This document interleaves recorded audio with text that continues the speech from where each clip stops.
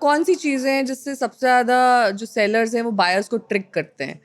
जो कहते हैं ना कि ये एक कॉमन चीज़ है जिसको लेकर आप अक्सर ट्रिक हो जाते हैं और कई लोग अवेयर भी रहते हैं इसलिए उन चीज़ों का ध्यान रखते हैं। कई बार आप फँस ही जाते हैं उस चीज़ में, ऐसी कौन-सी वो चीज़ है? देखिए, जब रेजिडेंशियल प्रॉपर्टी के अंदर अलग तरीके से अट्रैक्ट किया जाता है और कमर्शियल प्रॉपर्टी के अंदर अलग तरीके से। रेजिडेंशियल में तो क्या है, एक इमोशनल डिसीजन है।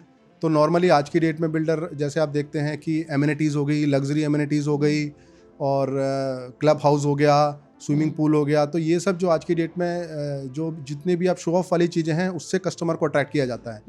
और अगर कमर्शियल प्रॉपर्टी की बात करें तो उसके अंदर जो कस्टमर का माइंड रहता है हमेशा रेंट का, जिसके अंदर वो सोचते हैं हमें कोई चीज़ रेंट ना करनी पड़े और बिल्डर इसको रेंट आउट करे, हमें बस एक फिक्स किराया आता रहे। लेकिन अगर कस्टमर को अगर ये बोला जाएगा, प्रैक्टिकली अगर रेंट बताया जाएगा उसे कि 5 से 6% तक मैक्सिमम रेंट आता है, जो कि एक्चुअल में मैक्सिमम इससे ज़्यादा नहीं आता, खासकर एनसीआर के मार्केट में।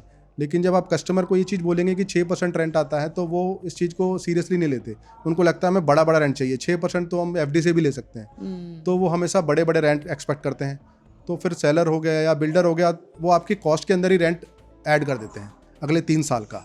तो उससे कस्टमर को लगता है कि हम 12% रेंट आ रहा है। तो सपोज एक कोई प्रॉपर्टी 1 करोड़ रुपए की है तो उसको 1.25 करोड़ दिखा के बेचा जाता है, क्योंकि जो 25 लाख रुपए आपसे एक्स्ट्रा लिए जा रहे हैं वो उसी के अंदर ऐड हो जाते हैं और आपको लगता है कि मुझे 12% रेंट मिल रहा है। लेकिन जब आप 3 साल तक रेंट खाते हैं और फिर उस प्रॉपर्टी को बेचने जाते हैं, तब आपको रियलाइज़ होता है कि प्रॉपर्टी तो ये मार्केट में बिक ही नहीं रही, क्योंकि आपने एक्चुअल में प्रॉपर्टी जिसकी एक्चुअल प्राइस उससे बहुत ज़्यादा महंगी ली थी, क्योंकि आपको रेंट ज़्यादा चाहिए था तो बिल्डर ने रेंट भी उसी कॉस्ट के अंदर ऐड कर दिया था। तो ये सब चीज़ें बाद में रियलाइज होती हैं। डेफिनेटली ये हिडन कॉस्ट थी, ये किसी को पता नहीं होती है। नॉर्मली एक रिटेल कस्टमर को तो बिल्कुल पता नहीं होती, क्योंकि अगर उसको सच बताएंगे कि 6% रेंट आता है तो वो प्रॉपर्टी लेगा नहीं, उसको 12% रिटर्न दिखाया जाता है। जब वो बाद में इस चीज़ को फेस करता है तब उसको रियलाइज़ होता है कि मैं तो ठगा गया, फिर वो प्रॉपर्टी बेच भी नहीं पाता। फिर वो एक तरह से आप देखेंगे केवल 1 टाइम इसकी कॉस्ट है, वही एक्सपीरियंस खराब जाता है।